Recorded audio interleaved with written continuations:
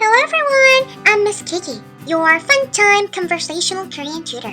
When you get the hang of something one day, what do you say? Haha, I won again! 3 times in a row today!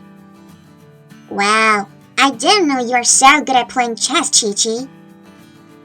You're right, not a big fan, but I'm on fire today. Oh, really? Are you ready to lose to the king of chess in this school? Of course I'm ready. Bring it on. In this case, when you are on fire and everything is so smooth, you would say, I'm on fire.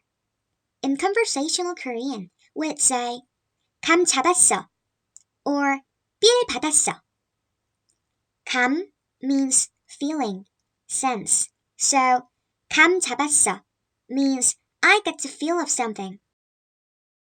In 삘 받았어, 삘 is how Koreans usually say feel.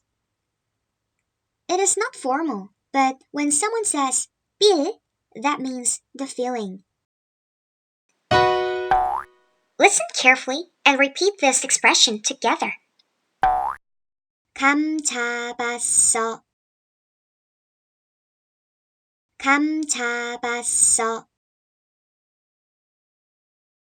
감 잡았어. 나 이제 감 잡았어. 삘 받았어.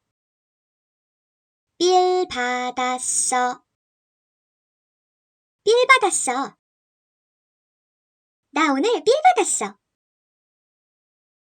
Good job. Now, let's use this expression in real-life examples.